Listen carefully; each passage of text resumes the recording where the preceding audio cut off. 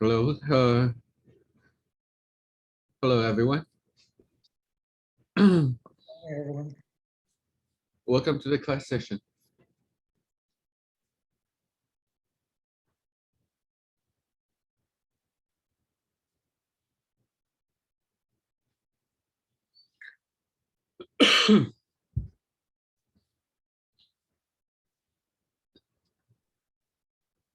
So today I'm trying to guide you deeper into the essence of the art. This is the first time I deliver a speech on the study of 100 words by Dongbin. So we wait for one more minute, then we start the session.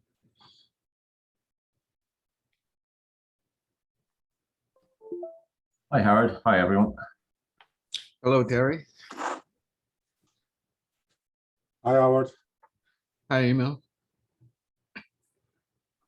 and everyone. Okay. So before we go straight into the topic, let us start from the very first chapter of Lao Tzu Dao De Jing. Because this Lao Tzu's chapter number 1 is a very concise and precise description, of the nature of life. So to understand what is Tao, okay, let's do conduct a dissectomy of etymology. This word Tao is composed by 2 parts only.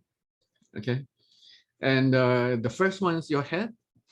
As we know that the head is a center of the functionality of your mental energy. And the second part of the word, the Tao, is a journey, okay, from birth to death. And also it's difficult for people to comprehend it as much as everybody starts from the mind. And as I've explained to you before, then the mind can understand anything and everything within the limit of the animated body sensations, not beyond. The mind can understand something. The mind cannot understand nothing. Okay? So the center of the mind is in the form of the head in a journey, the life journey. And so Lao Tzu called this temporal manifestation, Tao.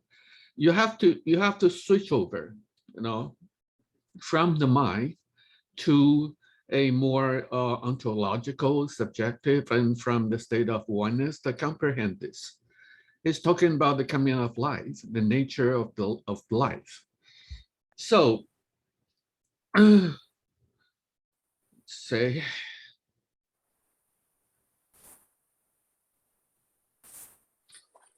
so that is why in chapter number 1, Lao Tzu Dao De Jing, he said, Tao, this concept of Tao, well, you can talk about it, okay?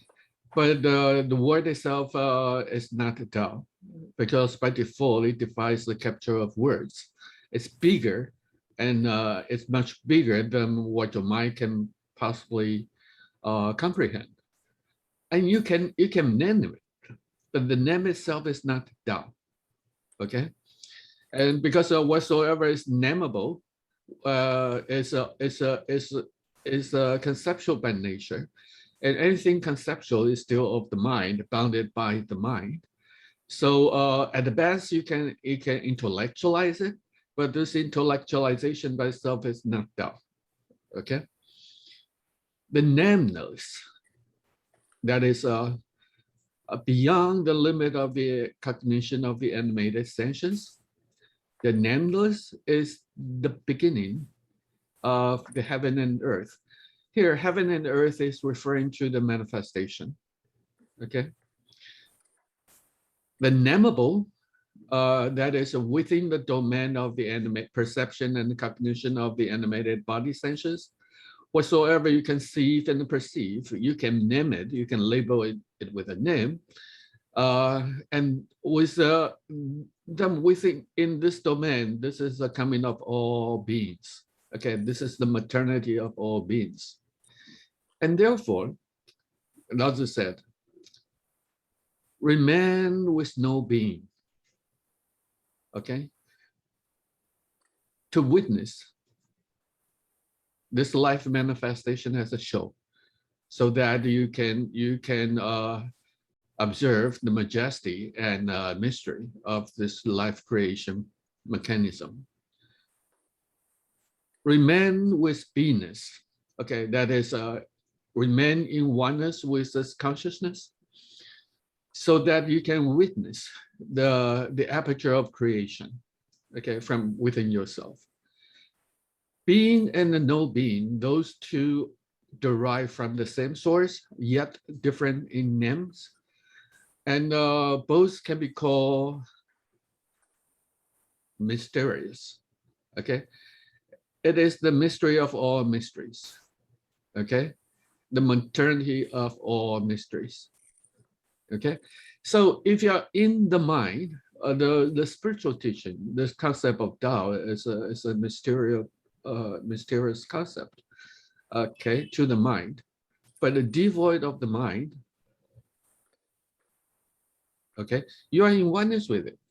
As the conscious awareness, you are the creator of all possibilities in life through the vehicle of this body, that which gives you sentience. Okay, so if you can see the picture, or you can understand my words, reflect and validate, and look back into you, put into the practice, and once you can impregnate yourself into oneness with, say, this conscious awareness as a form of this the aperture of creation in you.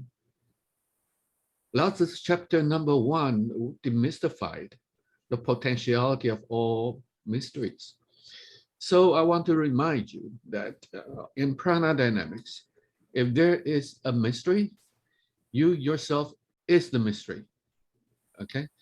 But if you can reverse engineer yourself energetically, dissolute the mind, equalize the two polarities of this electric energy and vibration, and settle in, harmonize yourself with this conscious awareness in the form of this magnetic potential, for manifestation in you. Then Lao Tzu's words is very clear. Okay, you are not a human beings, in life at best, in one with this conscious awareness, you are an energy being. The all is mentalism. The all is a functionality. The all is a functioning of this electric energy and vibration. But you, as a conscious awareness, you are that which makes this electric energy vibration possible. Okay, so if there has to be a God, if there has to be a creator, you yourself, as the conscious awareness, is the only creator in your life, that which creates the contents of your life. Okay, and whereas when you identify yourself involuntarily with your body sensations as an individual, and then you have to suffer your life experiences unnecessarily. Okay, like an involuntary actor on the stream of manifestation. You have to bump, and you have to fight, and then you have to compete against one another, for the sake of a fame or power or fortune, to survive, to excel, to be. You see? So this is why the Buddha said the nature of life is suffering, because of our lack of understanding or ignorance, and through the misidentification with the body as an I. Okay? So this ego I is a common blocking factor for anybody to tap into this internal energy dimension. And this is also the common blocking factor, for people to ascend themselves towards a spiritual awakening from inside of themselves. Make sense so far? Okay, slow down the pace a little bit. Everybody still with me? I want to remind you again that you're not supposed to believe in any words I said. Rather use me as a travel guide. Listen to me, reflect your understandings, reflect, recollect. Okay, now I think I understand. Okay, put into practice, validate. Okay, digest my word in you, and then elevate yourself to the clouds. Okay, this is what I'm trying to do. I, as a nobody, I'm just trying to contribute myself, in confluence with the contemporary emergence of the uprising of the perennial philosophy for spiritual awakening for humanity. I think this is the next direction for human evolution, aside from material well-being. It is more about the spiritual well-being. Okay. Any questions so far?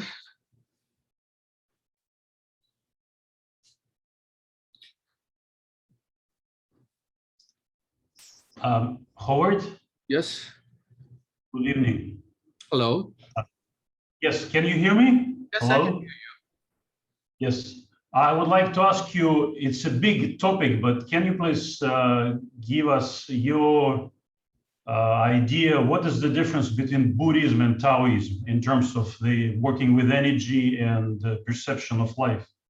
No, fundamentally, on a higher level, there's no difference. Okay, it's a very much like a. You see, the difference can only exist in your conceptual, speculation of it. Okay, it's very much like the climbing mountain climbing experience. If you're so very engrossed with your path, and okay, there's only one path. Okay, I think I know where I want to go, so I'm following my map and totally engrossed on my journey, minding my own footsteps. And once you reach the middle of the path, you take a break, you unload your backpack, and you turn around. So I just took this path to where I am. Okay, and no, there are other paths, but people are taking another different path. They're behind me. Okay, and yet there are some other people taking yet another different path. Okay, well, good luck. And if you reach the mountaintop and you look back down again, you'll realize that regardless of the difference of paths, people are trying to come up to the top of the mountain exactly where you're standing. Okay, and then you'll laugh at your own stupidity and ignorance by comparing and measuring and discriminating in between the paths from path to path. You see, it's more of a question of where are you? Okay, this is why after I graduated myself from the faculty of traditions, from my martial experiences and evolutions, I pay equal respect to all traditions and their lineages, just that I do not subscribe to any of them. Spiritually the same, exactly the same phenomenon. Okay, so if you have to compare, you see that the appearance of the Buddha, obviously he was very well exposed to the Brahmin philosophies and Indian philosophies, etc. But by then it was dominated by the Brahmins and the Hinduism, etc. Where by nature they are polytheistic. Okay, in the society, in the religion, it's a polytheistic environment. So he was a revolutionist. So the essence of the Buddhism is not polytheistic. It's a non-theistic. That is there's no other God but me. Okay, and this word can apply to all of you. There's no other God but you. It's up to you to realize this. Okay, this is the essence of the Buddhism. You can tell this key distinction from the words of Buddha in Chinese language. The Buddha in Chinese language is composed by two words only, not human. You, the true nature of you, is not human. Okay, you are not human. You are this primal energy in animation through the veiling of animated sensations. Okay. In his terms, it's called prana. Okay. In the previous session, we had a discussion about the Heart Sutra. Prajna Paraparamita, this word prajna, in oneness with your energy body. This is the most important vehicle for the invocation of internal intrinsic transcendence or transformation. Okay. But this knowledge about prana and the practice, how to and how can you practice prana to elevate yourself and to transcend yourself? Prajna Paraparamita. This is I think the core of this knowledge has been lost. Okay. In comparison, Lao Tzu himself, he was how should I put it? It's mysterious about the origin of his knowledge. Actually, his lifelong vocation was a royal librarian. Okay, so that is why he himself had the luxury and to get access to the ancient knowledge, you know, contained in the form of books and in a library. So he'd read them and study them, and he would put up the puzzle work one by himself. And he kept the secret to himself. So after the first emperor of China, who united China the very first time in history, and he set an order to burn off most of the books, except for those books for craftsmen, medicine, and the books that's usable for his propaganda and the ruling of the country. The rest of the books are burned off. Okay, so and for whatsoever reason, Lao Tzu chose to leave China, we don't know. But obviously, his knowledge was there. And this is the important thing here, is that all his in his writings, as I've told you, the coming of this Tao Te Ching was that he was so very dedicated. He resoluted to leave China. By the time he reached the very Western custom of China, he was stopped by the custom officer. And because Lao Tzu was a celebrity, and so he was recognized by the custom officer. The custom officer made him an offer. Okay, one, you go back to China. I cannot let you pass. Second, I can let you go on the condition that you write down what you know to me. Okay, and here I can offer you the free meal. You know, you can have the free shelter, free food. You can stay as long as you want. Just write down what you know to me. And so under this background, Lao Tzu took his second option, and he stayed at the custom for a period of time. Well, he had a good state, obviously, you know, based upon the writing in his Tao Te Ching. And then he read up the 5,000 words as a bribe for the custom officers to let him pass. So after he passed through the custom, he vanished from the landscape of Chinese history. Okay, here's the important thing. In Lao Tzu's Tao Te Ching, there's no room for religion.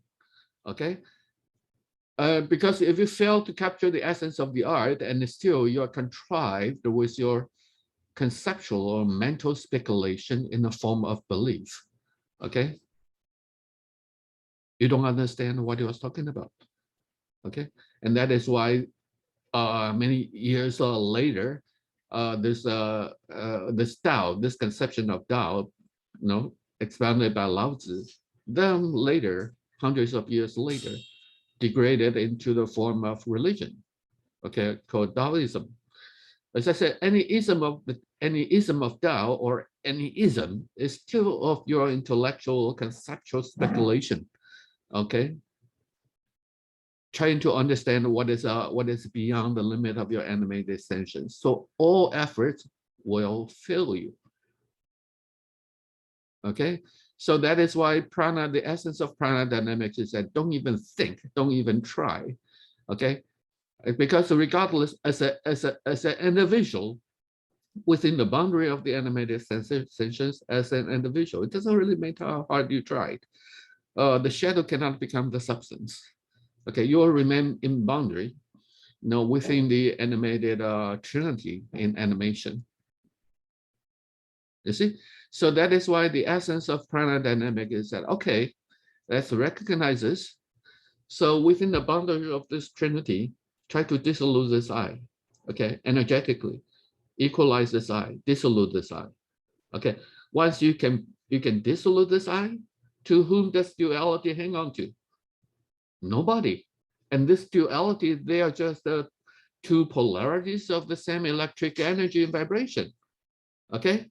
But there's no doer, there's no I, okay. To whom does it hang on to? Nobody. So they will vanish. This is already the very first step of self-liberation. But as you guys have sensed and experienced it yourself, it's easier said than done. You know, to know is one thing, to be able to do is another. Okay, you are the only one able to make a difference from inside of your mind body. You see? So you have to face up with the challenge. Okay? You follow the guidance of this this imparted conceptual roadmap and embark on the journey. Ascend yourself, elevate yourself, or wake yourself up from this living dream. And then will you have the potential and possibility to enjoy this internal freedom called, you know, observer. Okay? As Lao Tzu chapter 1 said, you know, funny thing, to be without being. Okay, that is, you impregnate yourself with this primal energy, you know, in animation. By itself, it is spaceless, it is timeless, okay, but it is forever there in you as a substratum for this life animation process. Okay, because without this ether, without this emptiness, without this zero, okay, no life animation is possible. Okay, it is always there as a substratum of your beingness. But on top of it, it's like a two sides of a coin. With the infusion of this primal energy, once this consciousness is in animation, okay, the show goes on.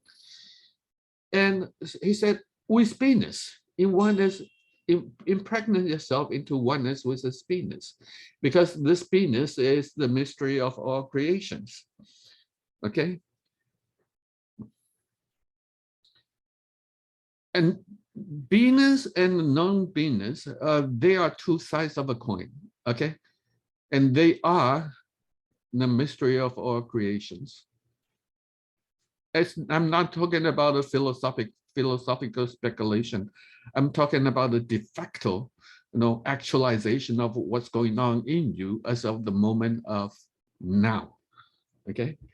And the mind, being electric by nature, it is always in identification with the past in the form of memories and then in anticipation of the future. The mind can never be in the now because the mind is electric by nature. It is always in motion. It cannot be at the present moment. So all the spiritual words called the art of being or the moment of now, they can be nothing but a joke to the mind. You see? So what is the moment of now? In the moment of now, the substratum of it is the primal energy in the form of ether, emptiness. And when it comes to every morning when you wake up, when this consciousness begins to function, it's like the turning on of the aperture of a camera. You switch it on, and then boom, then there's a show. Okay, this primal energy, this entrapped primal energy, can only function in the form of light. And here's the peculiarity and nature of the light. The light itself cannot see itself. The light can see only its own reflections. Make sense? So that is why, from this standpoint of the consciousness, or in oneness with this invisible hand that's called the primal energy entrapped in the body in you,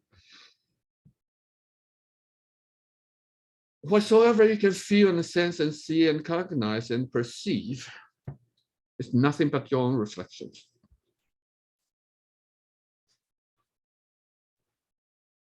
Makes sense? Yes, it makes sense. Yes, thank you very much. You're welcome. So if you understand this, statement correctly, where's the room for religion? No, there's no room for religion. You see, if you yourself, is that which makes this beingness possible. You yourself is a spirit that animates your life experience through this conscious presence. Okay, you as a spirit, each and everything you do will become spiritual. You see, so spirituality is not an empty talk. It's not a product of beliefs. It's a de facto actuality. And the question is, where are you? You see? So if you can understand this, so after Lao Tzu handed in his 5,000 words, he didn't even have a name for his book. So later, the custom officer published Dao De Jing, and together with his annotations under his personal name called Guanyin. Actually, if you read his, this is a very coming of the very first Taoist canon. And if you can understand, if you can read it and understand what he has to say, you'll be able to tell that he failed to capture the essence of the teachings, because he was trying to use his mind, his mental intellect, to speculate on what Lao Tzu means. So this is why hundreds of years later, the collective Taoist, the collective Zen canon actually, it's called moon pointing. And with a touch of sarcasm, what is so very sarcastic about this this naming of moon pointing is this: if you have been to the moon and come back to Earth, you have been to the other side of the moon, you come back to Earth, and you try to use your words to explain to people on Earth what it looks like there. Okay.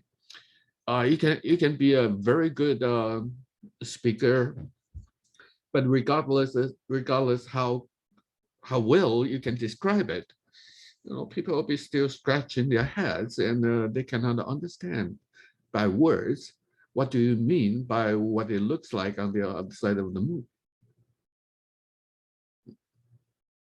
Make sense? So what is the cure?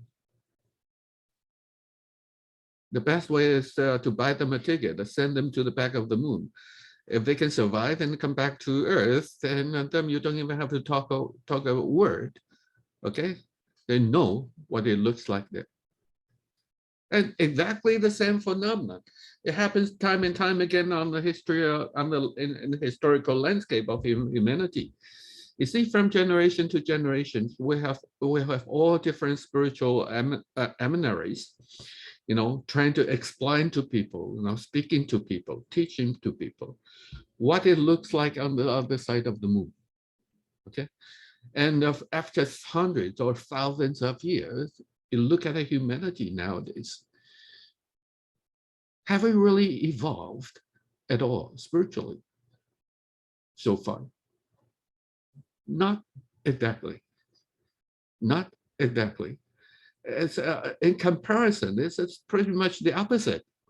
It seems like spiritually, even though through the evolution of human history, civilization, it seems like today until the 20th century, and materialistically, we're getting better off, much better off than before. Okay, we evolved, especially after the Industrial Revolution, which is not very far away from us anyway. But spiritually, not only did we not progress, we degrade ourselves, isn't it? So that is why, if you look at the landscape, not very far away from us, from the 20th century, we have the Theology Society, we have the Krishnamurti, we have Osho, we have Nisargadatta, and we have Maharaj, all those Osho, those are spiritual emissaries.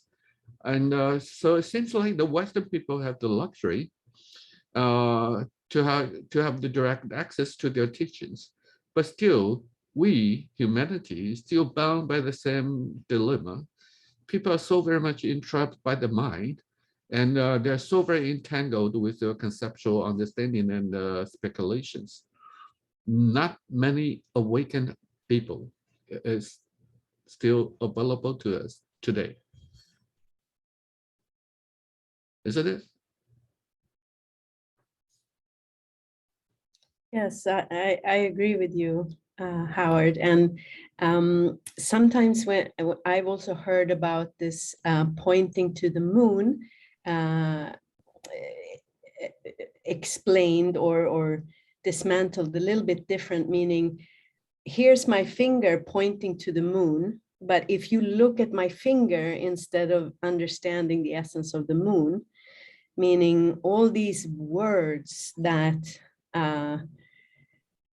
teachers end up using in order to attempt to convey that which cannot be named, when the mind latches on to the words, the finger pointing instead of looking at the moon. I mean, those of you who have a dog, have you ever tried to point at something to the dog? They always look at the hand, not where you're pointing. So for me, like I think I said once already, for me, the most potent has been whenever experiencing transmission from someone who has attained different states. And that can happen through, for example, this kind of practice as you're sharing, or through meditation, or even listening to words. And yet the energy field is so strong that is in essence where the pointing, the experience can be shared, so that there can be a taste of it, yes, and then more cultivation coming from there. When it comes to this, I like Nisargadatta's definition. So when this type of classes or gatherings are in place, it's not a gathering of individuals. It's a gathering of it's a transmission from consciousness to consciousness, so that we are together. We are trying to elevate it, helping each other to elevate, spiritually. Okay. So if you understand Lao Tzu's intention, so after 6 generations, roughly 300 years, so in the landscape of China's history, and then there's this gentleman called Lu Dongbin. Okay, and he's a pivotal figure in the sense that now from the 20th century, I've been studying and comparing comparative martial arts studies, comparative spiritual studies, and I try to put up the puzzle word, trace myself back. So once I found Lu Dongbin, then everything makes a clear sense to me. That he's a pivotal figure for he's one of the 8 immortals or deities in Daoism, and he was around 790 CE to 1001, around this period. And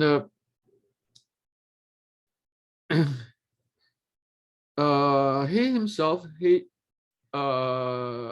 there's a speculation that he was the author or the contributor to one of the most important Taoist canons called The Secret of the Golden Flower. Okay, in front of it, in Chinese, there's a key word here, oneness. Okay, in oneness. Okay, the secret of the golden flower. This golden flower is referring to the animated conscious awareness, like that of a golden flower in you. So he said integrity in oneness. Okay, and the secret of the golden flower. This is the most important Taoist canon. Okay, and and he was also friends with another 2 pivotal figure. One is Chen Tuan. They know each other. They are friends with each other. Okay, the first one is Chen Tuan, and this Chen Tuan is famous for his meditation practice is actually sleeping. He's always sleeping. Okay, and this Chen Tuan was the first person who proposed the Wuji theory, and the Taiji emblem you're familiar with today is from this Mr. Chen Tuan's from his book, the book on Wuji. Okay, and another gentleman whose friend was Lu Dongbin is called Tan Qiao. And this gentleman has a very pivotal book called the Book of Dissolution. Okay, in Chinese it's called Hua Shu, the Book of Dissolution. And the only consensus in martial arts today, Chinese Kung Fu today, in between different schools, they all agree that the trinity of Kung Fu is called essence, energy, and spirit. Okay, remember essence, energy, and spirit. Essence is the combination of this primal energy together with the animated body sentience. It's called essence. Spirit, okay? There's no other God but you. It's the conscious awareness. You are the creator of your own life stories in you. Essence, energy, and spirit. And in between the two, everything is a functioning of energy. So this concept was proposed by this Mr. Tan Qiao in his book of Dissolution. And here I want to bring your attention to one of the keywords he used. Today, all Kung Fu practitioners, because this essence, energy, and spirit is the trinity of Kung Fu. So the people now here said, refine yourself from essence. You are into the state of energy. Refine yourself with your energy, and you are into the state of the spirit. Refine your spirit, and you are into oneness with the emptiness. Okay, this word refine is wrong. In his book, in his original statement, he said forget. The word he used is forget. And here's a very peculiar thing about this word forget. The Chinese word forget is composed by two parts only. It says no mind. Make sense? This is a very important understanding. Okay. The composition of the word forget is no mind. No mind with manifestation. You are this energy in animation. Okay. No mind with this energy, no more electric or magnetic energy and vibration. Okay. You are the spirit in animation. Okay. In the form of conscious awareness. And no mind, forget, not to forget, but no mind, equalize it. Even this magnetic fluid is not. You are this primal energy in the form of emptiness that makes this conscious awareness possible. Make sense? It's a very important understanding. Otherwise, you'll be entrapped with the concepts in your mind as an individual. And it doesn't really matter how hard you try to forget about essence, energy, and the spirit. You remain entrapped as an individual, as a dreamer in your dreams. Okay, getting nowhere. You see? What does it mean by no mind? The secret lies in the capacity to equalize your electric and magnetic energy and vibration. Okay, no more vibrations. So with the dissolution of this ego, this I, okay, the mind, with the dissolution of your mind, this is called samadhi in the Buddha's language. Okay, once you are in rapport with this conscious awareness in the form of this magnetic energy potential, and in this magnetic fluid, there are always two polarities. Okay, positive and negative. You try to overlap with each other, overlap the two polarities with each other, and then there will be no more emanation of electric energies in vibration with the veiling of your made decisions no more. What does that bring you to? No more vanas, nirvana, no more electric energies in vibration. Okay? You are the only Godhead in animation. So if you choose to witness, okay, this is the coming of beingness. This is coming of conceptions. This is coming of name and form in the form of manifestation. Okay, you are the creator of the content of your life on the screen of manifestation. But if you reverse, flip the coin around, look back into yourself, aha. So everything comes from nothing, okay? By definition, nothing cannot exist, okay? So if nothing cannot exist, so get rid of this nothing, what then remains is existence. The nature of existence, this existence, they are temporal by nature, okay? The only truth in manifestation is that there's no truth, because the nature of this animation is inconstance. Whereas the source, the coming of this inconstance is the only constance in you, okay? As in the form of nobody, nothing, okay? So that is why nothing and something, in between nothing and something, this is what the Lao Tzu chapters #1 is talking about, okay? And this is also in Buddha's words. This is exactly exactly what they coined they coined this Avalokitesvara, the Buddha with thousands of hands in the form of in the form of this conscious awareness. Remember, you as an individual, you cannot have consciousness. It's the opposite. It is a consciousness, having you each and every moment. Okay, this consciousness is universal. So this is also, it is this conscious awareness that which bridges over from this individuality to this universality. Okay, the question then remains, where are you?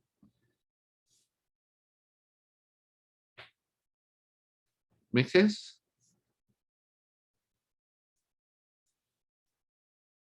So if ever you have to say a prayer, if ever you have to meditate, okay, it is a monologue. It is never a dialogue. Okay, if you believe that there is some other creator out there somewhere you don't know, well, you're a victim to your mental speculation. Okay, so if you revert your focus back into yourself, try to settle in, demystify yourself. Okay, and the essence of true prayer and meditation is that it is a monologue. It's never intended to be a dialogue. And once you have this right cognition in place, then you'll have a better chance of success. Make sense? For instance, Mr. Liu Dongbin, aside from the study of 100 words, this is his most pivotal work.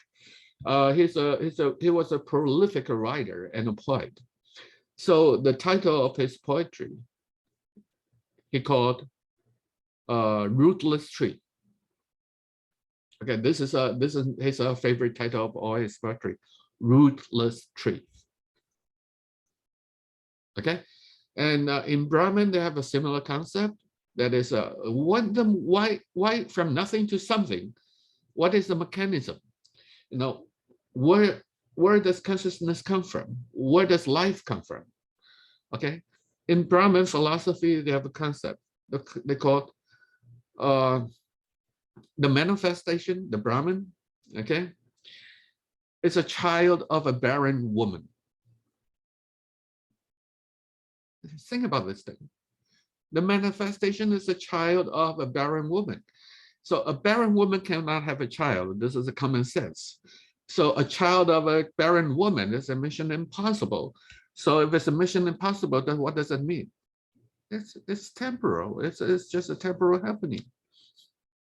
The manifestation, the life experience, it's a temporal happening. Okay, where does it come from? It just happened by itself. It's a random happening. It is happening because of the entrapment. Part of this primal energy is entrapped in the body in the form of primal energy. And every night when you go asleep, can you decide exactly when you fall asleep? Every night before you fall asleep, can you decide for yourself without setting your alarm clock, exactly what time you're going to wake up? You can't. You don't know. Well, when you fall asleep, you fall asleep. When you wake up, you wake up. You see? You cannot even decide when you want to fall asleep, when you want to wake up. And you took it to be a you after you wake up and before you sleep, and you took it to be you. There's something wrong in the process. Okay, so this consciousness, the coming of this consciousness, it is temporal by nature. It's like a child of a barren woman. Okay, and well, you got a similar statement from Jesus Christ. No, Jesus Christ in the Bible, they say that Jesus Christ is a child of Holy Maria, and because of his holiness, that's called his mother Maria, Holy Mother. It's a misinterpretation, you know. And Jesus Christ said, "God is in me, I'm in God." You know, he as the conscious awareness, he as the consciousness. You know, it is just a temporal happening. Okay, the child of a barren woman, and people took it literally and then comfort his mother as a Holy Maria and then start to worship her. You know, ever since. It's an act of misunderstanding. Okay. Not only can he say that, you can say that as well. You know, not only can I say that, whatsoever I can say and share with you, you know, you can if only you can get it, you can say exactly the same thing. You know, because what is truth? Whatsoever that's truth, whatsoever that's universally true, can never be not true. So once you in rapport and elevate yourself into oneness with this conscious awareness, and this is the essence of true philanthropy, in a state of no mind, in a state of no self, okay, and then all your deeds will become altruistic, all for the benefits of the others, without the sense of doership. This is the true essence of philanthropy. You see, once you can see the picture with clarity, everything will begin to concur to you, instead of for you to concur to any of them, including me. Make sense?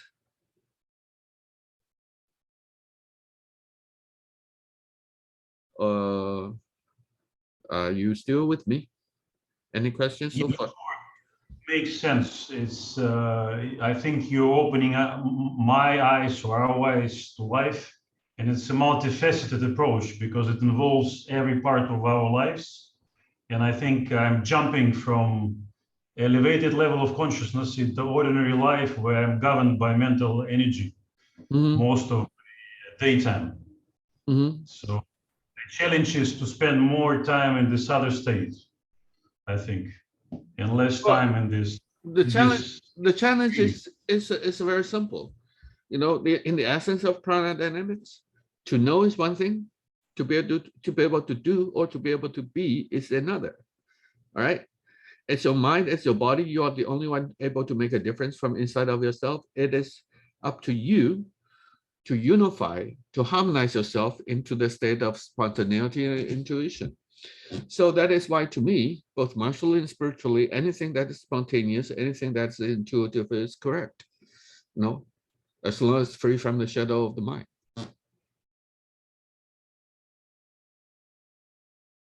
Make sense?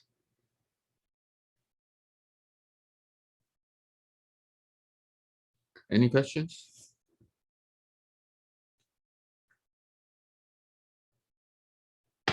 Okay, if no more questions, let's talk about Dongbin himself. I have a question, Howard. Yes. I'm intrigued by this change of word. You were talking about forget, about refine, and about no mind. Do you have any background information or something by this change of words or conception, how it occurred and maybe why it occurred? Who is there to refine the essence and energy in the spirit? It's a trap in a way. Yes. So as I said, when everybody starts from the mind, when you identify yourself with mind, this is the statement that is your mind cannot comprehend this. Okay.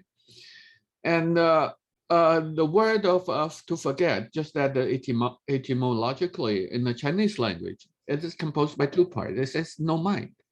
What does it mean by no mind? Okay, no trinity, no more trinity. Okay, I feel, I sense, I am. No more discriminations, no more comparisons, you know, no more separations. What does it mean by no more separations? Once you dissolve the I, especially in Prana Dynamics, if you can dissolve the I, this duality will disappear.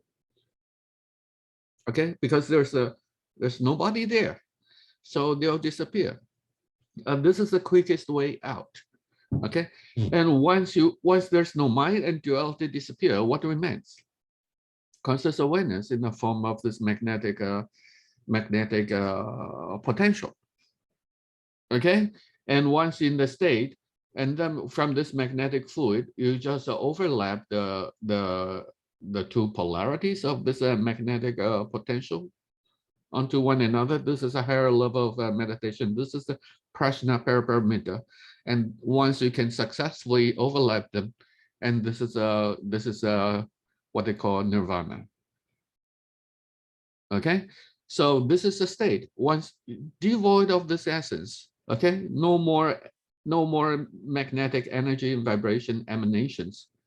Okay, everything is a functioning of energy, and as the conscious awareness in the form of this magnetic potential, that is a state of consciousness, conscious awareness in you.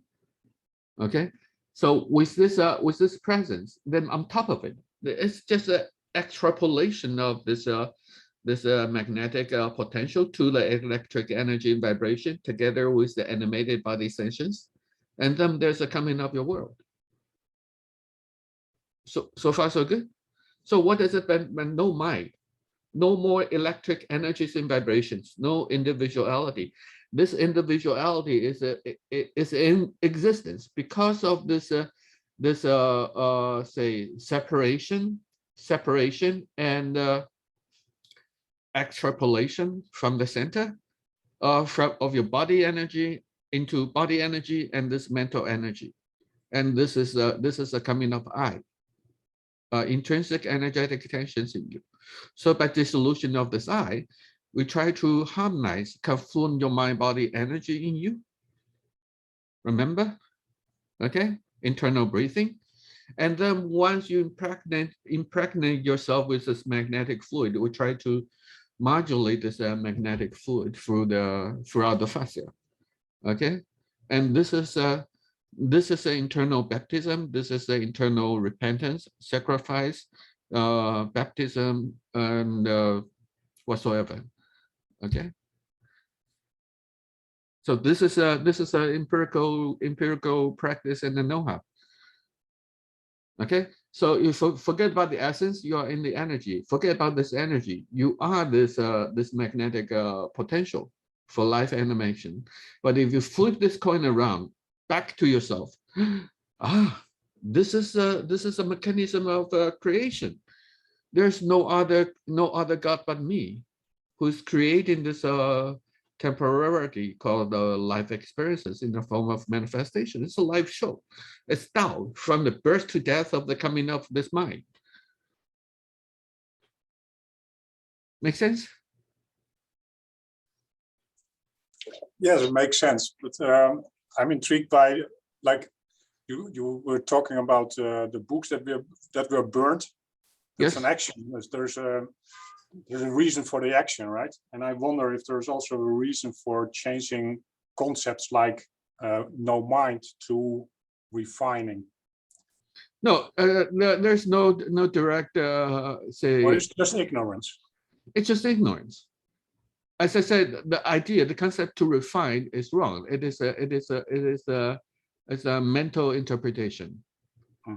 Okay, but the true meaning of this essence is no mind. You can only comprehend this only when you're in the state of no mind.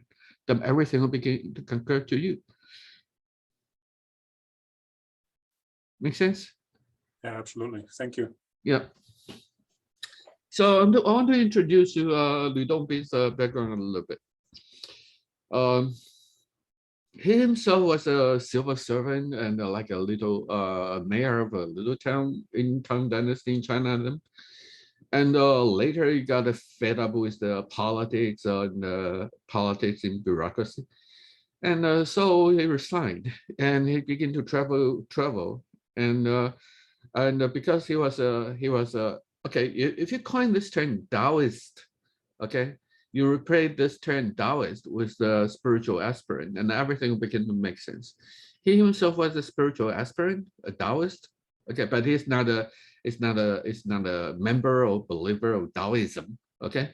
He was a spiritual aspirant, and by them, Taoism was the mainstream in China by them, and coexist with the emergent religion called Buddhism.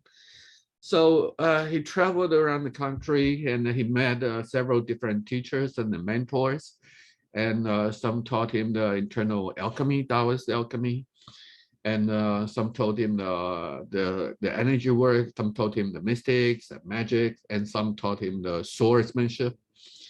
And he had a lot of, he had created, because of his the extensiveness of his travel.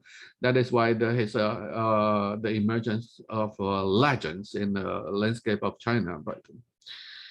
And so people speculating that he's very good with Chinese swordsmanship. And later people interviewed him and asked him, is it true? He said, no, if you have to say that I'm good with swordsmanship, okay, maybe yes, but only three. No, 3 applications. No, I know how to cut off the desires in myself, desires, anger, and attachment. Okay, so I use my swordsmanship to cut off the 3. This is my specialty. And as I said earlier, he was in rapport with this conscious awareness, not as an individual. So that is why the most important titles of his poetry is called the Rootless tree. Okay, the temporal, this is life itself is a temporal emanation or manifestation. And the legend said that one of his key mentors is called Han Zhongli. So one day he was Li Dongbin was traveling and he was cooking a millet, yellow millet. And then after he started the fire and put the pan on the stove, he fell asleep in the kitchen. And he dreamed that he passed the joint examination and he joined the civil service. And then soon he married married the daughter of the minister. And then he became promoted in a very, very short time. In a couple of years, he was promoted to be the prime minister of the nation. And but because of the jealousy and the politics, he got set it up. So he was put to jail. His wife left him, and his son and the daughter was killed by the bandits when they were trying to run for their life. And then later he was all his wealth was confiscated. He became penniless. He was homeless, lying on the street. And so when he was lying on the street and he woke up from the dream, in the dream, it was a dream about 18 years. And then when he woke up, he was still in the kitchen, and the yellow millet was just done. So in a couple of minutes, he dreamed of 18 years of his life, his life story in the dream. And this is what shocked him and waking up from the attachment to this temporarily. And so this is how he can cut off from this involuntary attachment, to manifestation, right? So I'm nobody. This is just this conscious awareness. He totally let it go, not from his mind, but from his heart. Because the essence of fasting, you have to understand this. When the mind feasts, reality disappears. Okay. When your mind is hyperactive, which it is, when you are attached with the mind, You are always in motion. The mind cannot rest for a single moment. Okay? But once you can surrender your mind, okay? And once you can stop the mind from feasting, the involuntary participation in manifestation, okay? You are no more a dreamer no more. You become the observer, okay? So the nature of fasting is not to stop you from the food intake or to say to stop from the indulgence of sex, desires, wants, etc. Just let it go, okay? And this is the essence of the practice of fasting, okay? Instead of a ceremonial or you fast once a month, once a year, it's a misunderstanding. Okay, it should be each and every moment in you. Another famous practice from Buddhism, they call it in Chinese it's called function. This is interesting. Letting go, function literally means letting go of the uprising of desires, wants from inside of yourself. Okay, emotions, angers, wantings, etc. Once you can sense the uprising of this electric energy, from inside of yourself, let it go by equalizing the two polarities of the electric energy in you and settle in. Okay, but because of the ignorance and the people's and literal say interpretation of the words, literally it means letting go of the birth, let go of the birth, let go of the uprising of wants, desires, emotional materials. Once you can sense this, let it go by equalizing this two polarities of the electric energy in you. So here nowadays, the Buddhists, the practitioners here in Taiwan, they go to the market, they buy the caught animals, birds, fish, and then bring them to the wilderness and let them go, let them free. You got my point? So that's why they carry it to the extreme that they're monks. Okay, Buddhist monks, they go to the market, they buy fish. Okay, they buy fresh water fish and bring them to the seashore and set them free into the water, into the seawater. Yeah, for me inside, now that I've started really paying attention to this, what you're sharing now with like the feeling of something arising. There's not so much thinking, well, there is thinking also, but even on the feeling level. So for me, I would like to use the word diffuse. Yes. For me, it's like, yeah, it's like it's starting, and it's the sooner I catch it, and then it is let go. It's just maybe it's misunderstood. So another way is for me is like let go by diffusing, by sort of like, yeah, actually, one teacher once was using this word steam as a parallel for chi. Mm-hmm. Maybe this is something you want to comment on, because for me, when I say diffuse, it is like, it's not exactly steam, but it's as if everything just dissipates and disappears into ether. But for me, the chi, like we talked about some other time, for me, chi has a quality that is a little bit more, we can say maybe, well, it's magnetic for me, so it's thicker. So it's not as thick as water, but it's thicker than this diffusing that I'm speaking of now. Mm-hmm. Yeah. Yeah, it's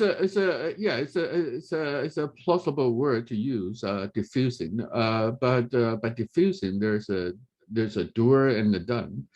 So if you can impregnate yourself with this magnetic fluid in the form of conscious awareness, so you'll just become aware, because any steam that come up on the surface, especially with the veiling of these animated extensions, they are distorting your true reflections. Okay, that is why the coming of muzziness, dizziness, or in you. So the more you can abide by this practice, the more the tranquil you become, the more you can equalize the hyperactivity of this intrinsic electric and magnetic energy and vibration. So you become in tranquility, and the more tranquil you become, the more intuitive you'll become. Okay, you are in rapport with this magnetic potential in emanation, not even in vibration, in emanation. So this is the nature of the practice of fasting. Now, instead of, it's not a spiritual practice, it is a spiritual practice. Make sense? So steam, I personally, I do not like to use the word because it could be misleading. Well, depending upon how you look at it. But the more tranquil you become, the less the chance will be affected or deviated by the uprising of the steams from inside of yourself, either in the form of the emotional turmoils or the conceptual speculation in the form of thoughts. Okay. Yeah, thank you. I agree, because for me, steam, also, I used to have a lot of heat arising in the body as a result of different practices. That is part of the temporal transcendental state. So from individuality to this universality, you see, even this prana, this energy dimension, they are temporal by nature. Okay, but the good news is that it is an empirical science. So what I'm trying, by Prana Dynamics, I'm trying to elevate you to this energy dimension. It's something like a clouds. So I'm trying to elevate you to the clouds. But before you can reach the clouds, once you reach the clouds, your perspective will become different. Okay, your landscape will become different. Okay, but when you look up to the sky, once you see the clouds in the sky, you have to know to yourself that it is exactly the color of the clouds that which blocks you from seeing the true color of yourself. Okay, you have to transcend, elevate yourself beyond the clouds for you to see your own true color. Internally, the same. Make sense?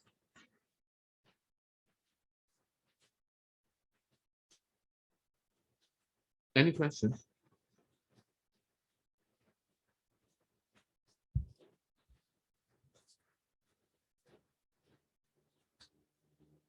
Okay. If no more questions, then we'll come to his Liu Dongbin's this article. This is the combination of his work. It's called the study of 100 words, 100 Chinese words. So he said, you have seen my translation, so I'll read it and we try to expound on the literal translation. He said, the way to qi is to forget about either conception or abidance in the practice. Dissolute thy mind to the emptiness within. Okay. So the way to energetics, it is not. It's in comparison.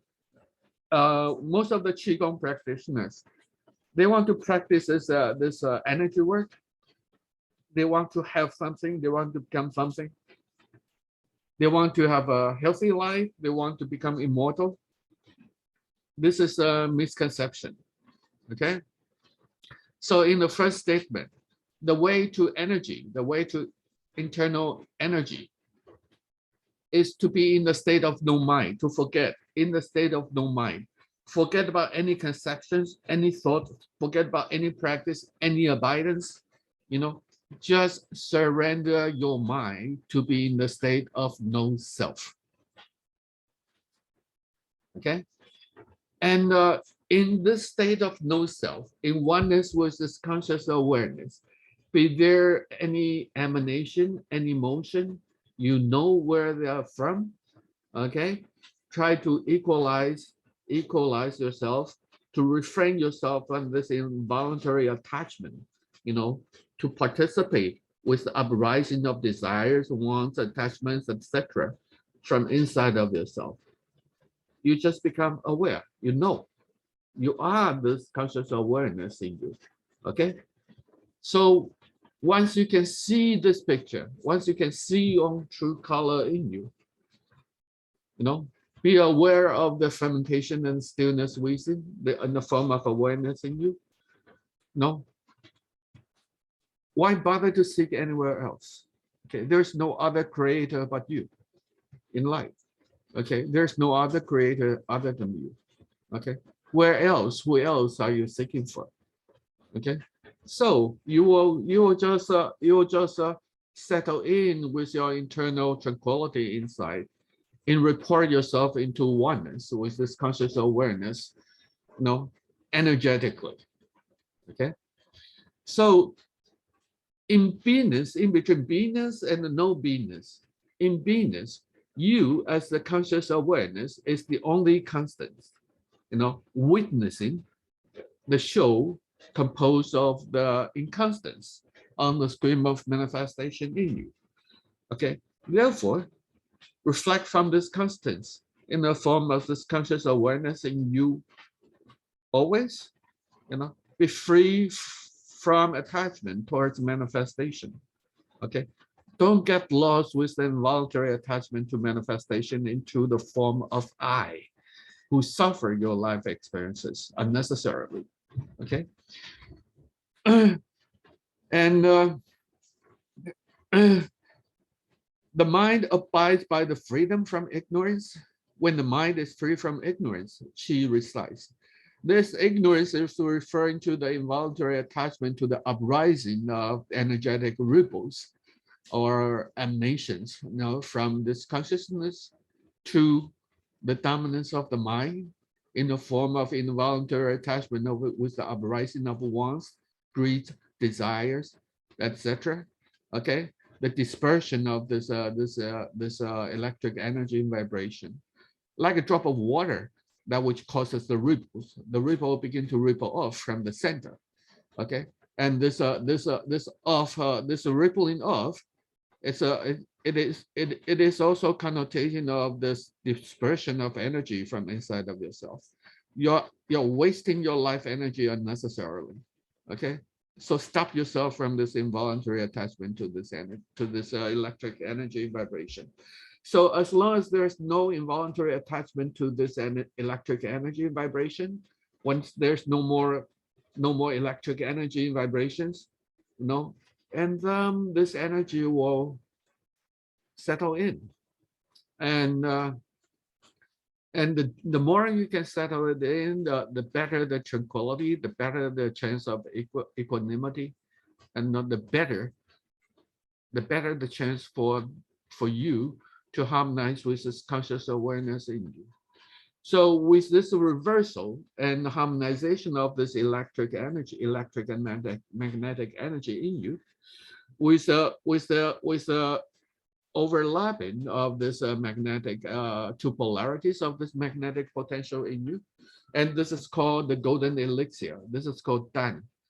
Okay, so that is why I said with the residence of chi within, with the overlapping of yin and yang, electric and magnetic energy in you, okay, the elixir congregates. Okay, and so there's no more electric energy and vibration in you. Your body is like a pod, you know, concocted with the tug of war, enlightenment, and the separation of the yin and yang, you know, stop entangling with each other. Okay, and this enlightenment, this concept of enlightenment, is like the kiss through the stroke of a thunderbolt. Once you wake up, you wake up. Okay, and this word enlightenment in Chinese is composed by two parts and only. It says my mind. Okay, so that is why conceptually, once you can read, you can cognize your mind, you are not the mind. Okay, you are that which makes this mind possible. Okay, and so once this happens, once you separate yourself from this involuntary attachment with this mind, with this mental hyperactive mental activity, this separation is like the sudden wakening up from a dream, like the dreamer in a dream, and suddenly you just wake up from the dream. And this is just a very first step. So I'm not the mind. I'm not the mind. There's no involuntary attachment to happenings on the streets no more. Everything out there is nothing but my own reflection. I'm not the mind, and more, I'm not this energy body. And more, once you can settle in, once you can bridge over from this conscious awareness in you, if I have to be I'm nothing but this primal energy in the form of light, entrapped in the body. Okay, in this body, and exactly because of the entrapment of this body, life animation process is possible. All this is part of the temporal show. I'm not a show. I'm the one that which makes this show possible. You wake up. Okay, you're not dreaming no more. Everything out there is a de facto actuality. No, it's a random happenings on the screen of this manifestation. No, free of this involuntary identification and attachment to happenings on the screen of manifestation no more. I am this creator. I am the divinity in animation. Everything out there is nothing but my own reflections in the form of light. You wake up. So the next, he said, okay, here I need to explain the importance of this word dan. Okay, this dan is a very Taoist term, and the etymology of this dan is the overlapping of the sun and the moon in the form of yin and yang. That is two polarities of this magnetic potential in you. The overlapping of these two yin and yang.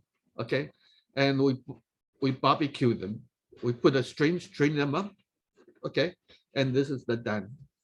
Okay, okay. There's no materialistic or basically the Taoist internal alchemy is a dead end alley, but this word is metaphorical by nature. Okay, so once you can reverse engineer yourself, and this is the combination, you know, you overlap this magnetic potential, the two polarities of this magnetic fluid in you, and this is the dan. Stabilize yourself with it, impregnate yourself with it. Okay, this is the practice. Be in the state always, and once you stabilized, okay, the rest of the magic will happen by themselves. Then here he said, your body is like a pod, and this pod, inside of this pod, there's an entrapped primal energy, and there's a potentiality for separation in a form of mental energy, body energy, mental energy. Okay, so they don't separate no more. Okay, they are in reversal back into oneness with each other, and the boom. Enlightenment is like the stroke of a thunderbolt. You wake up, and once you wake up, okay, this internal energy in accord with this microcosmic orbit, there's a body energy, you know, uprises, you know, to the top of the head, where the trinity, the flower of the trinity converges on top of the head, like in my words, antenna, and from the top down, the saliva, they begin to, it's like the mist, you know, condensing into water, and on top of your head, this water flows down and to your throat and to your chest, and then permeate throughout your body. Okay, the conscious awareness, he says, okay, now translate the word, as of the white clouds caressing the mountaintop, were the salva powers of the misty elixir. Okay, This is how you transcend and transcend yourself. And I, not as an individual, okay, not even as a conscious awareness. I, as a primal energy, okay, I am digesting this liquor of immortality as of in trance alone. Who else is know the rapture within? Okay. So here's a concept of immortality. You, as a part of the immortal primal energy entrapped in the body, the nature of this primal energy by itself is immortality. It's immortal. It's immortal. Okay. Only when this conscious awareness begins to animate, and this is once you identify yourself as the conscious awareness. Okay, this is where the temporality dominates. Okay, no beingness, immortality, mortal. Okay, they're the two sides of the coin. Okay, but once you can transcend yourself from the state of conscious awareness in you and elevate yourself into oneness with this primal energy. Okay, you already are the immortal. Okay, whereas for you as an individual, trying whatsoever you can do to become immortal as an individual I, it's a mission impossible. Okay, it's a sheer stupidity and ignorance. Whereas your own true nature is already immortal. Okay, and so in this state, abide by this state. Okay, so meditate as if listening to the rhythm from the cordless instrument. Okay, because everything is a functioning of energy. Wherever the energy dances, is like the different tonality emanating from this cordless instrument. I, as in nobody, I alone is witnessing the life creating mechanism. Okay, so he said, in total awareness of the mechanism of the grand illusion. So whatsoever you can witness, they are temporal by nature. They are there because of the entrapment of this intemporality or the immortality, in this body. Okay, witnessing this temporal show. Okay, so once you can see this picture, okay, the coming and going of life is not, it'll happen by themselves. It's a random happening. Wherever on the screen of manifestation, wherever there's a birth, there's a death. Wherever there's a beginning, there has to be an end. No, this is the nature of the law of, from the energy perspective. Okay, so once you can see, and you can see the nature of creation, and once you can demystify yourself by surrendering your mind to your heart and surrendering your heart to this conscious awareness, and then impregnate yourself into oneness with this primal energy in animation in you.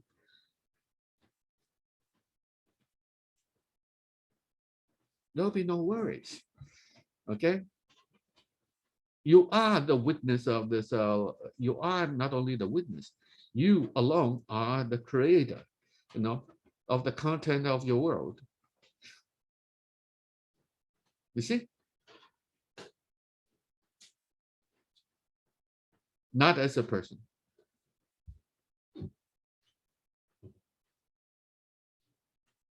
And this is so basically his work, if you want to read his work, as I have told you, not only do you have to read the words literally, you have to read beyond the lines. How can you do that? Okay, you have to empathize yourself with him. Like these are not his words, these are your words. Okay, you have to really be on the line for you to be able to decipher the true intent. What does he have to say? Not he. What does he have to say? These are my words. So what do I mean by saying that? And then you can, in rapport yourself, elevate yourself from heart to heart in oneness with him, and then we'll be able to decipher, what is beyond the words. It's like a time capsule. Okay, this is a peculiarity and and the greatness of his work. It's like a time capsule. You have to decipher, you have to demystify yourself first for you to impregnate yourself with his words, and then to elevate yourself to his state. Make these words yours, and then you'll be able to see and tell for yourself. Okay? You say these are only 20 sentences in Chinese language, but to those who can truly understand it, this is a letter to heaven. Okay, this is how you can elevate yourself and transcend yourself from inside of yourself, to the other side of the bank.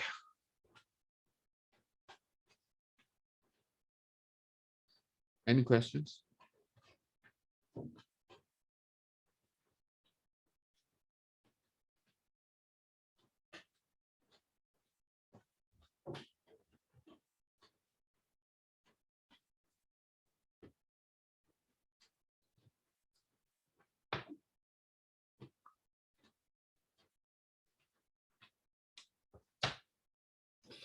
Maybe I should allow you guys a little bit time for you to digest it.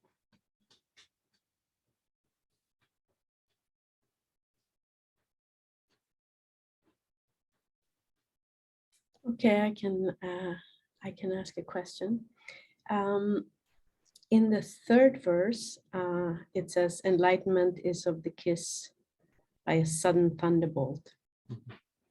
So you probably know Zen Buddhism have the two paths of Rinzai, and they argue about whether enlightenment is sudden or gradual. And Okay.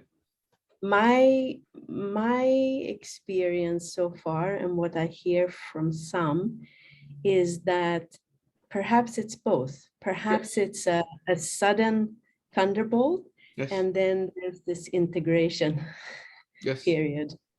Yes. Which perhaps Jesus there are and Buddha. simultaneous happenings. It's a very much similar to my martial experience as well. So you can make 3 steps and a 2 step backwards, and then keep on going. So this is called the gradual improvement. And the moment will come that to you that you realize that you got plateau, to the sense that it doesn't really matter how hard you try, you cannot make progress. So on the path of Zen, it is the same. So it is like, okay, now you have reached the ceilings of the first floor, and you got stuck. Okay, and then this is exactly when you need to find yourself the right teacher to guide you to how to find the stairway to go up to the second level, and then you keep improving. So both martially and spiritually, this is the same phenomenon. Okay, but here's my question. As long as you are still in the middle of the journey, you're not at the destination yet. So the true progress cannot be made through comparison.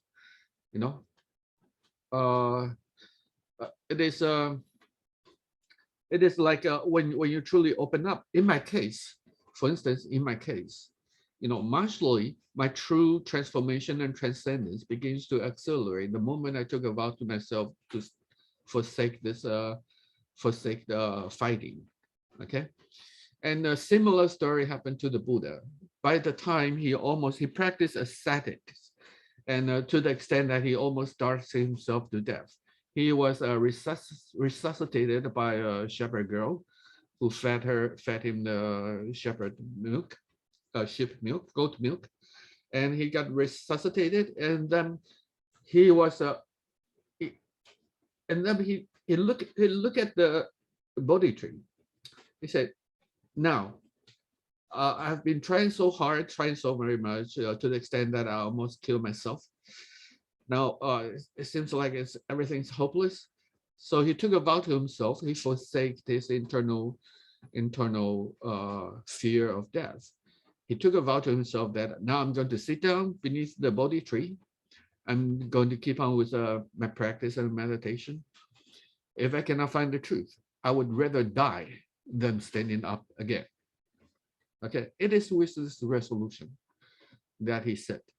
And after he sat there, after he's free from the fear of death, in a comparatively short while, he got, people say, enlightened. I just want to share with you that this word enlightenment is actually misleading. There's no such thing called enlightenment. The word enlightenment in Chinese language is my mind. It is not the end of the journey. It is just the beginning of the true spiritual journey. You are not the mind no more. Okay? A new dimension will open up in you, whereby the mind cannot distort you, cannot block you, cannot restrain you, because there's no mind. The new dimension opens up, and then it's up to you to embark on this internal journey to elevate yourself. Okay? The word for enlightenment is just my mind. When I was younger, I was aspiring to be in the state of enlightenment. But then the more mature and stable I am, the more I realize it's kind of a joke. There's no such thing called enlightenment. It's like a dreamer in a dream. I want to be enlightened. No, you translate the word enlightenment to wake up. You wake yourself up from this living dream. You're not, as long as you're not in a dream, you're enlightened. Or we put another interpretation or translation. What does it mean by enlightenment? You harmonize yourself with this light body. Make sense? You're not an individual. You're not even this conscious awareness.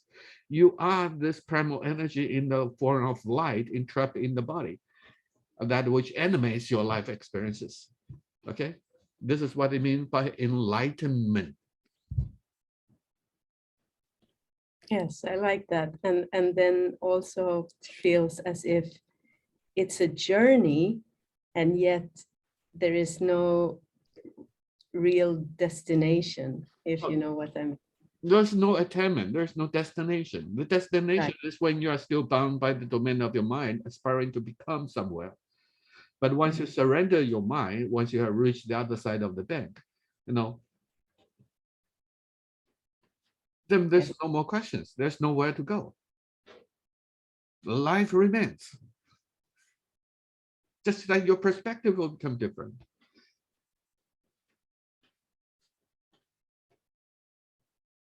Make sense? You know what's the difference in between Mahayana and the Theravada? Maybe you can share some of your insights with us, Trillium.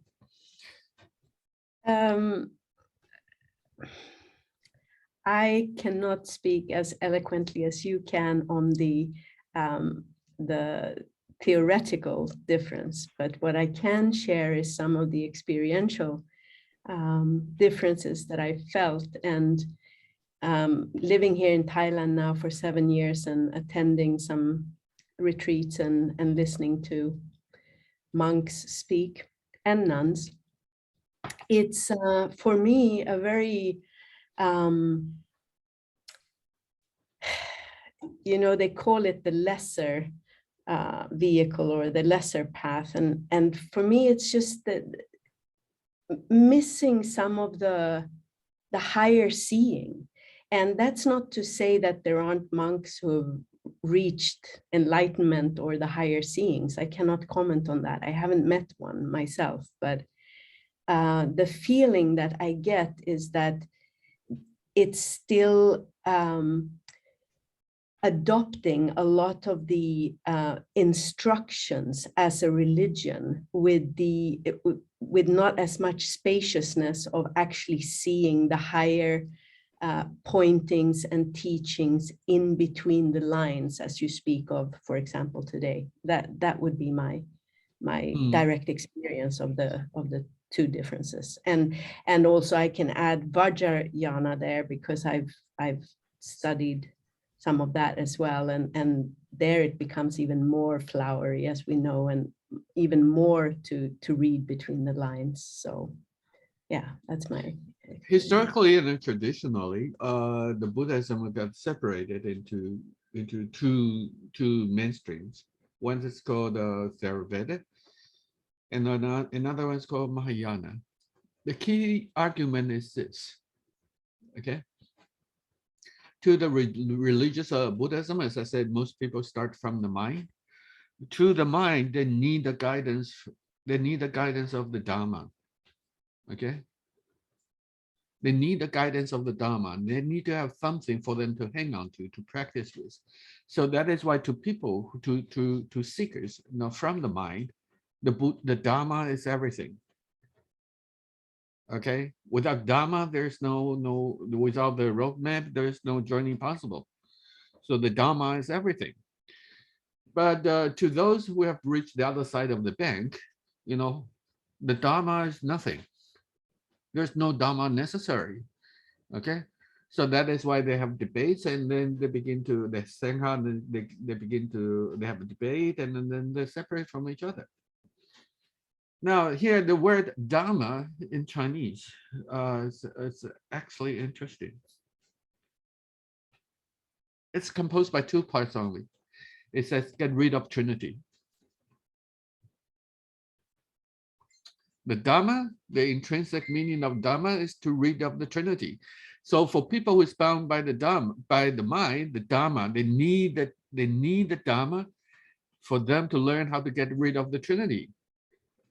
Okay, but to people, you know, to those awakened one, there's no more mind, there's no more individual, you know, and there's no trinity in bondage, no more in them. There's no need for the Dharma. So even the Dharma, they are transient by nature. But to Theravada Buddhism, they are the automaton of their quest. Okay, so this is a fundamental difference. Make sense? Similar to my experience, I say my martial experience. As I said, my hardcore is the 8-step praying mantis. I haven't done the Tai Chi form. I've practiced push-ins and for many years. But now when I started teaching, I've been teaching internationally for more than 10 years. When judo people touch me, they say this is judo. When the Aikido people touches me, they say this is Aiki. Now, when the Tai Chi people touches me, they say this is Tai Chi. I say, okay, as long as you're happy, I'm fine. You know, but the thing that I haven't done any of those. You see? But as I said, I pay equal respect to all of them, but I don't subscribe to any of them, you know, because I can see the picture. Okay. And after I graduate from the kindergarten, I don't have to keep all my textbooks in my bookshelves no more. I just discard them like most of you do. It's just like this.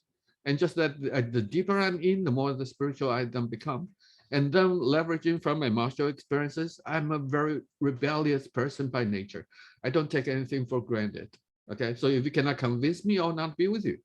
But now I'm in a different position. So the deeper I'm in, the more open I then become. And this is why I can put up the puzzle work one by one from inside of myself. And this is why I can expound and share with you my thoughts and internal feelings with such spontaneity and then intuition. Because I'm not a person, I'm not even a body. I'm not happy with being a nobody. You know, that is all. And this is something I want to share with you. Okay, instead of, you know, trying to put a gun on your head and like, you have to do this, you have to do that. No, you have to copy me, you have to be as good as I am. No, nothing like that. I'm just here to show you the potentiality and the possibility. And then it's up to you to make a difference from inside of yourself. As I said, it doesn't really matter how hard I try, I cannot make a difference in you because it's your body, it's your mind by the end of the day. You see? Make sense? Yeah, and for me also, every time that you share about how you dropped the contention to fight, for me that metaphorically symbolizes both the dropping the intention of also fighting with the mind, and so just allowing this process of letting go or dissolution we mentioned earlier. And also that when deeply letting go of fighting, then the fight and flight that goes on inside of us in, reactively, or whether it's emotions or in our daily lives.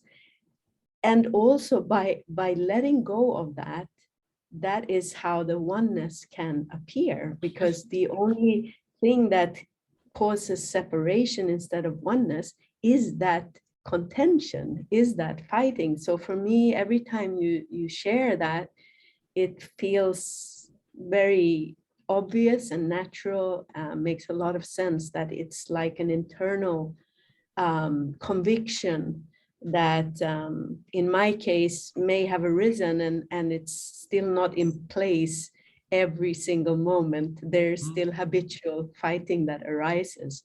And yet I very much enjoy how you keep pointing to that, both literally and metaphorically. Yeah, thank you. As I have explained to you that from individuality, there's the way to universality is that you, as an energy body, you're like a water entrapped in the body. So on top of this water that is outside of your skin, that is the domain of the mind. You see, so once the mind is in emotion, which the mind is, so once the mind is in motion in the form of wind, it'll cause ripples on the surface of the water. So if you can stop the mind, surrender. Okay, and once you reach the water surface, there will be no more ripples no more. So all the reflections, external reflections, are the same as you can see through the sky above the water, or you can see into the water, free of all distortions. And you keep on settling in. So that is why for the emergence of equanimity inside of the water, tranquility and peacefulness will begin to emerge in you and settle in. And this is called integrity of oneness, still with an individuality. But once you harmonize yourself with this conscious awareness in you, and as I said earlier, your mind cannot have consciousness. It is the opposite. The consciousness is having you. Once you wake yourself up from this living dream, what is in animation in me is exactly the same energy source that's in animation in you. There's no intrinsic difference at all. So that is why I can, each time I see you, I'm seeing myself. You see? So here, I remember, historically, there's I'll bring this anecdote today. So there's a very famous poet called Sudongpo. He's a very brilliant guy, very intellectual. And he was also practicing Buddhism and Zen. He had a good friend who's a monk. His name is called Yellow Dragon. You see, and the two of them are good friends, and they like to tease with each other. And so that is one. And so one day, there's Sudongpo met with this monk, Yellow Dragon. So the Yellow Dragon asked him, "Sir, you have been practicing Buddhism for many years. So now you are seeing me. Allow me to ask you, what do you?"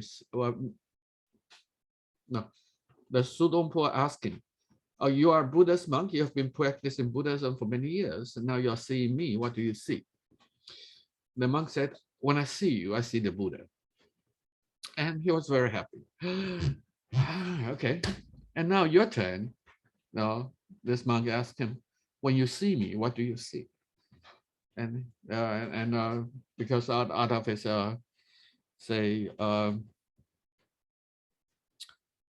how to put it, naughtiness. He said, "Oh, when I see you, I see a pile of shit." Got you. So he was very happy that day, and he went back home, and his sister saw him. Mr. Su, his sister saw him. "So what happened today? You're so very happy." You know, my friend, the yellow dragon, the monk, he's always teasing me, and then today finally I got him. So what happened? He said, today he said that when he see me, he see the Buddha, And when it's my turn, when I see him, I see a pile of shit. So I got him. And my sister said, "Oh, my poor brother, today you lose again." Well, what do you mean by saying that? No, no, no. Well, you study Buddhism, right? So the Buddha said, "Yo, what do you see? You are what you see." So he saw you. When he saw you, he saw you as a Buddha.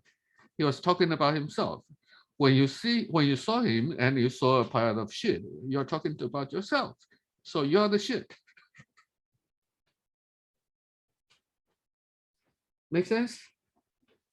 Another famous anecdote. This is I think this is whereby the more intellectual, the smarter the people, the more difficult for them to comprehend.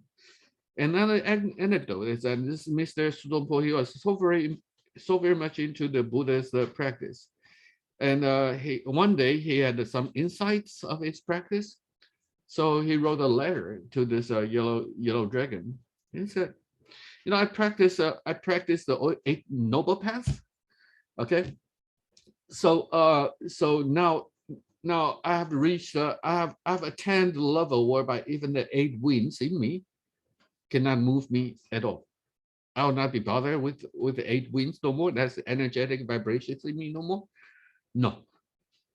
Okay, the 8 winds cannot move me. So this is my insight I want to share with you. And this yellow dragon received the letter. He didn't say a word. He just write one word: fight. Okay, and send the letter back to him. And this Sudongpo got the letter back, and he see the letter, fight. He was confused. He was annoyed. I treat you as one of my best friends. I'm sharing you with my insights from my heart. And he didn't write any words, just one word, fart. What do you mean by saying that? What the fuck is this? Oh, and he couldn't sleep. He couldn't go to work. So he took absence, and then he rode on the horse and find his way to the temple looking for his friend. And his friend said, "Oh, what do you mean by saying fart?" And they said, "It was you who told me that even the 8 winds cannot move you at all. So today, who brought you here? Just by one word, fart?"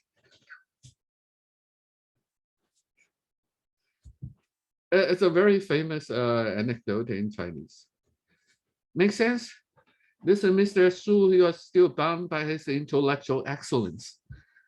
Okay. So while he can believe that he had a 10 something, but all those attainments are nothing.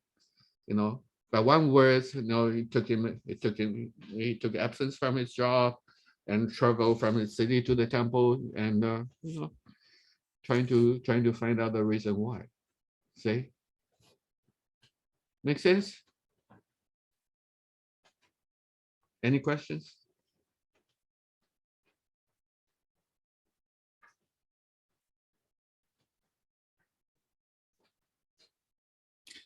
Howard, I would like to ask you, with your help, we're reviewing different texts of wisdom, but basically we're talking about the same thing.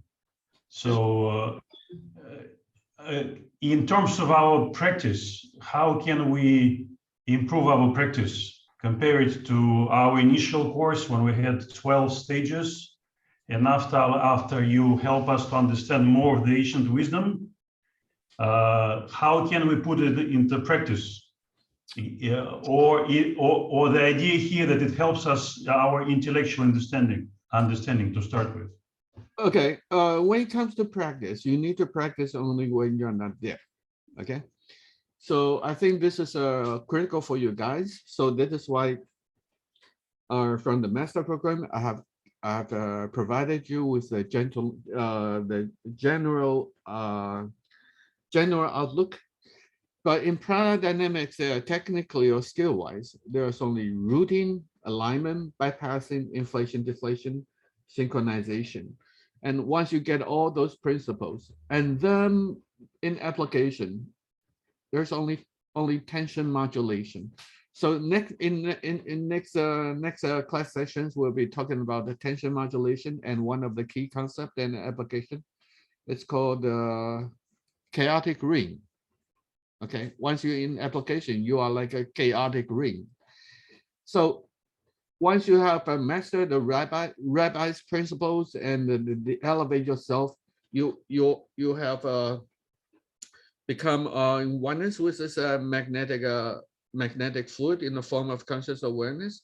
That all those different applications, they are about the tension modulation. Okay, and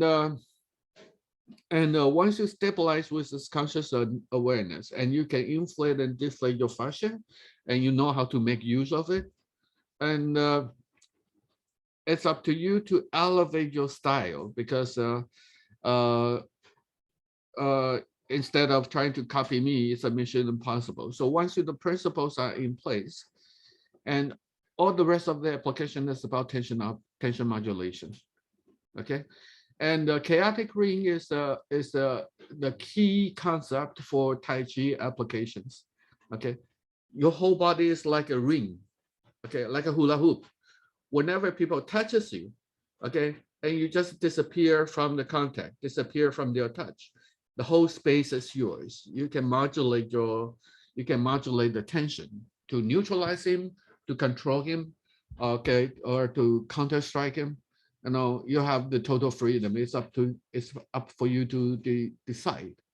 Okay, so in the next class session, I'll guide you into this say on a higher level tension modulation and the chaotic ring conception. Okay, but when it comes to the practice, you need to put into the practice. You need to find yourself a partner and make the magic work.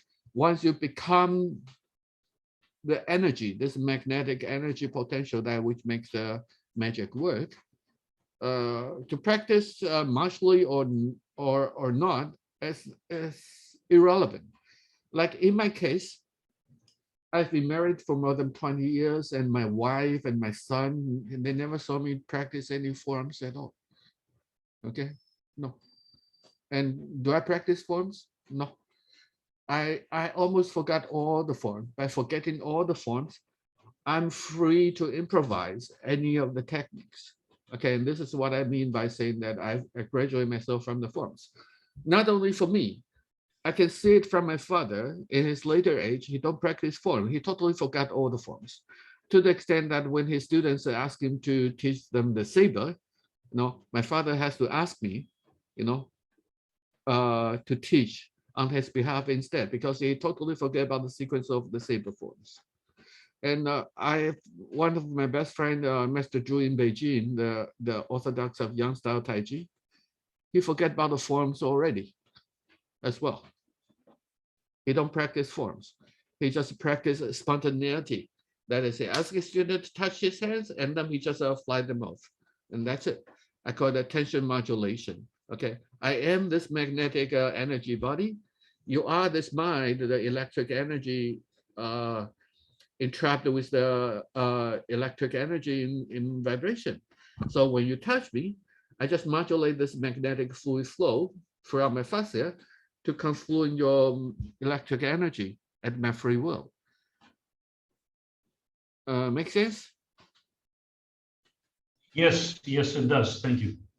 So that is why, if I choose to, I can demonstrate like the Xingyi, like the elixir. I can demonstrate like the Aiki. I can demonstrate like a judo. It's a functioning. All of those are functioning of my intake. Okay, I have this internal freedom to shape my energy, and manifest in any form I choose to. Okay, but I'm not bound by the potentiality and possibilities of this manifestation. And to this day, I don't fight with people. Okay, I don't fight with people. I don't see the necessity of it, because I'm not a robber. I'm not a mafia. I'm not a police. I'm not a soldier. You see? You see?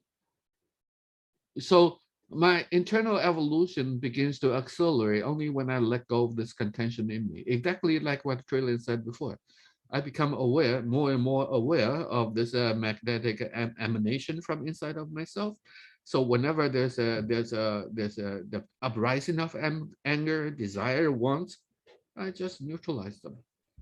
Okay. I learn to equalize them and fast them because they come before they come into manifest. Okay, this is what I practice nowadays. Make sense? And because there's much less and less mind in dominance in me, I become more and more open. Okay, so of course I choose a lifestyle. I live like a hermit in Taipei because I don't know why the local people are having problem to understand what I have to say, both martially and spiritually. So that is why I can only, you know, depending upon your support and donation for me to keep on with my quest.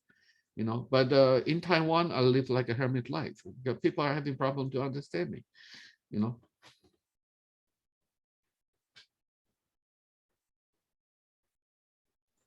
Yes, Howard, thank you very much for sharing. I guess these people are bound by their limitations. That's why, because you discarded the traditional approach, so they don't know what to do with you. Yeah, I don't know. It's martially in Taiwan, the Kung Fu is gone. I think my father is like left the orthodox of traditional masters. I'm everything but traditional, and spiritually the same. So to me, the Taiwan's, if you got the chance, I think, and after the Taiwan government is planning to open up the border. So hopefully by the first quarter next year, if the travel restrictions are lifted, I plan to host a international camp in Taiwan. I would like to invite you guys to come over and stay for a while, and we can practice and practice together. You know, Taiwan is a very unique island. It's we have temples everywhere, all kinds of temples and churches. But Taiwan, to me, Taiwan is a very spiritual island without spirituality. Yeah.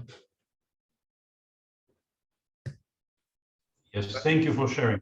Thank you. Yeah, no worries. You're welcome. Any other questions?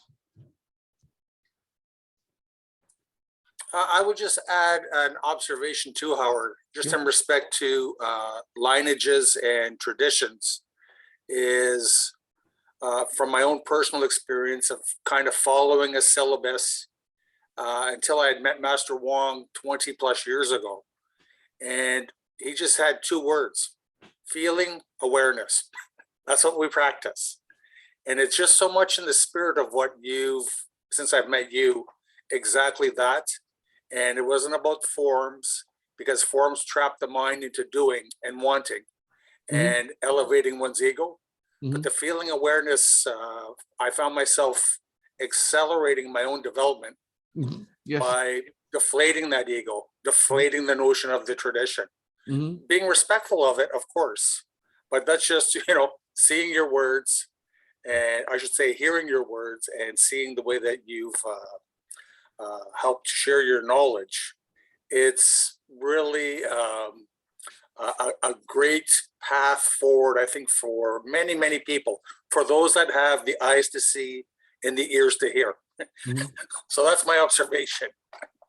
Well, thank you for the compliments. Just that I'm not trying to spread my knowledge. Just that knowledge to me is garbage. You know, just that whatsoever I can feel and sense and do, I think it's universal. It's up to you to elevate yourself into my state, even though this state, I'm still in the process of evolution. So I'm not spreading the knowledge. It's just that the deeper I'm in, I become the knower. I become the seer. I can tell the right from the wrong. Like internally in me, there's an invisible ruler, you know, sparkling from my heart. So that's why I can tell the right from the wrong intuitively, you know. So I'm not trying to become somebody. I have no interest to become the founder of a new system or lineage, and I'm just trying to uphold the essence of the art, and to those who are seriously questioning, like you guys, you know. So it's my pleasure and honor to have you here with me, and I appreciate your support and sponsorship. So that I want you to keep on going and diving deeper into this art and better, to dive deeper and see your own true color in you. And that is where we begin to resonate with each other. So you cannot come to me, you cannot understand my words through the accumulation of knowledge. So please don't accumulate my knowledge. I'm talking to you, to your heart. As I said, this class is where the consciousness is talking to consciousness. So open up your heart, and if my words ring a bell to you, keep my words in your heart, and impregnate yourself with it, and make a difference. Okay, until there's no more difference for you to make from inside of yourself, you are there. Okay. So I will share with you the class recordings, and I'll see you in 3 weeks, because in April we have 5 weekends. So and in the meantime, I want to remind you that you can either choose to share with me your practice video so that I can feedback to you in private, or if you don't mind, you can share the video to the group, and whereby people can share and contribute to help each other to evolve for the better. Okay. So if no more questions, I'll call off the session here. Thank you, Howard. Thank you for your Thank you, Howard. participation. Thank you, Howard.